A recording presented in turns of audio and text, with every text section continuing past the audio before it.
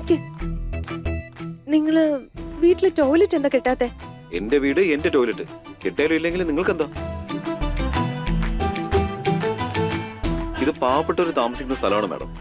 നിങ്ങളുടെ രാജകൊട്ടാരമൊന്നും അല്ല. ഇവിടെ ആൾക്കാർ ജീവിക്കല്ല, ജീവിച്ച് തീർക്കുക ചെയ്യും. ഇവിടെ അഡ്ജസ്റ്റ് ചെയ്ത് ജീവിക്കാന്നുള്ളത് നിങ്ങളെ കൊണ്ട് പറ്റുന്ന കാര്യമല്ല. അതുകൊണ്ട് സമയങ്ങളത് ഇവിടുന്ന് പോവാൻ നോക്ക്. എത്രയും പെട്ടെന്ന് അച്ഛൻ്റെ അടുത്തേക്ക് ചെല്ലും. ഇല്ല. ഇല്ലേ? എന്നാ ശരി, സ്വയം കണ്ടുപിടിച്ചോ പ്രശ്നങ്ങൾക്കുള്ള സൊല്യൂഷൻസ്. ഞാൻ എന്തായാലും പോവാ. എനിക്ക് നല്ല ഉറക്കം വരുന്നുണ്ട്.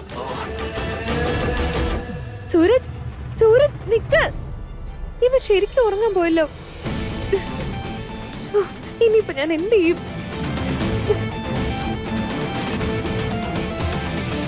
ആത്മാർത്ഥമായിട്ട് ആഗ്രഹിച്ച എന്താ കിട്ടാത്തത്? എടാ കള്ള സൂരജേ, വഴി കിട്ടി എനിക്ക്.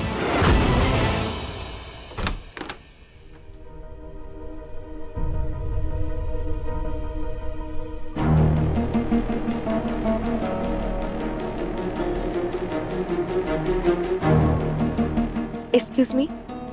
എന്താ? ഞാൻ ഇവിടുത്തെ വാഷ്റൂം ഒന്ന് യൂസ് ചെയ്തോട്ടെ പ്ലീസ്? സോറി മാഡം, ഇത് പബ്ലിക് ടോയ്ലറ്റ് ഒന്നുമല്ല. വേറെ എവിടെയെങ്കിലും നോക്കൂ പ്ലീസ്.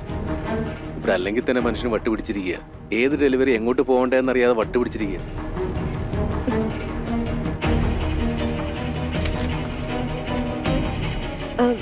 ഞാൻ ഹെൽപ്പ് ചെയ്താലോ? ഏ? ഞാൻ ഹെൽപ്പ് ചെയ്യട്ടെ? ആ പ്ലീസ്.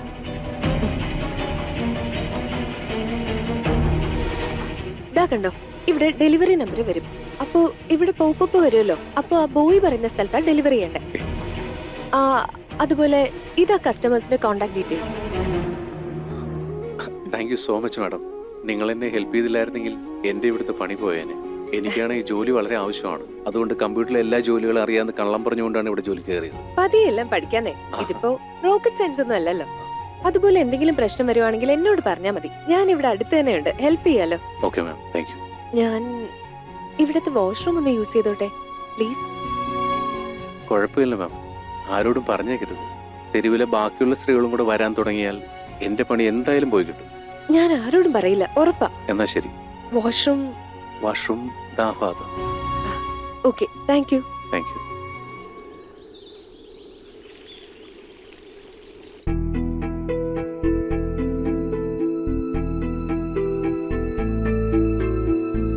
ഇന്നലെ എന്താ വരാതിരുന്നത്? എന്താ എന്നെ കാത്തിരിക്കായിരുന്നോ? ഞാൻ നിന്നെ കാത്തിരിക്കാൻ. നിന്നെ കുറിച്ച് ചിന്തിക്കുന്നത് പോലും എന്നെ സംബന്ധിച്ച് ടൈം വേസ്റ്റാ. അപ്പൊ പിന്നെ അറിഞ്ഞിട്ട് എന്താ കാര്യം? എന്ത് ചോദിച്ചോ അതിനുള്ള മറുപടി പറഞ്ഞാ മതി.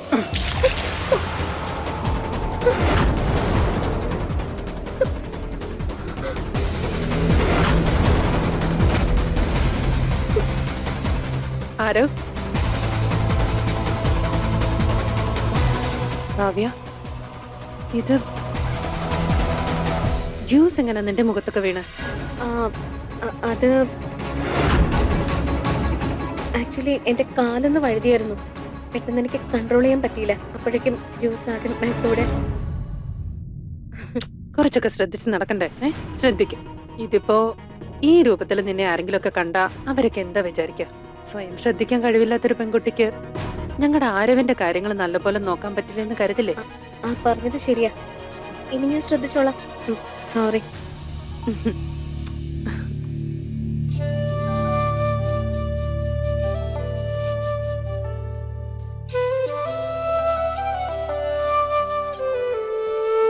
അതൊന്ന് താഴോട്ടാക്കോ, എക്സസൈസ് ചെയ്യാനുള്ളതാ. നീ എന്തിനാ ചേട്ടത്തൊരു കള്ളം പറഞ്ഞേ? നിന്റെ ദേഹത്ത് ജ്യൂസ് ആക്കിയത് ഞാനാണെന്ന് പറയുന്നില്ല എനിക്ക്. എന്റെ അച്ഛൻ എപ്പോഴും പറയുന്ന ഒരു കാര്യമുണ്ട്. നമ്മൾ എപ്പോഴും നമ്മുടെ ക്യാരക്ടറിനെയും ചിന്തകളെയൊക്കെ സ്ട്രോങ് ആക്കണമെന്ന്. മറ്റുള്ളവരുടെ പെരുമാറ്റത്തെ നമുക്ക് മാറ്റാൻ പറ്റില്ലല്ലോ. നിങ്ങൾ ചെയ്തത് നിങ്ങൾക്ക് ശരിയെന്ന് തോന്നിയ കാര്യമാണ്. ഞാൻ ചെയ്തത് എന്റെ ശരി.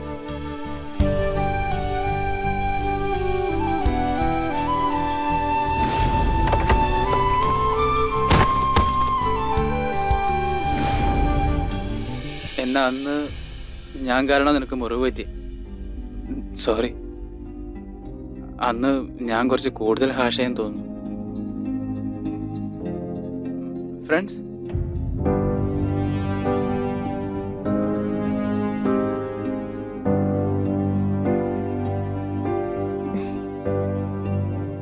ഫ്രണ്ട്ഷിപ്പ് ഒക്കെ തുല്യരായ ആളുകൾ തമ്മിലാണ് വേണ്ടത്.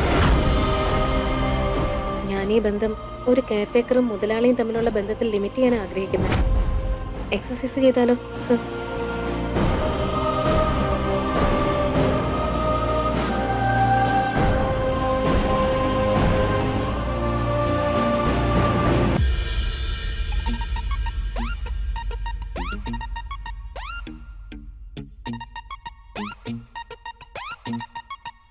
രാത്രി മുഴുവൻ എവിടെ തെണ്ടി തിരിഞ്ഞിട്ട് വരുന്നോ എന്തോ, എന്നിട്ട് ഇപ്പൊ കിടന്ന് ഉറങ്ങുന്നുണ്ടില്ലേ?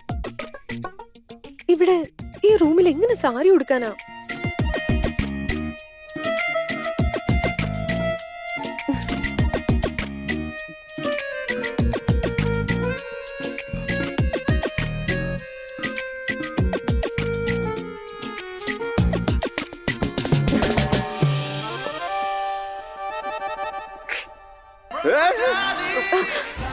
എന്താ നിങ്ങൾ എന്താ കാണിക്കുന്നേ?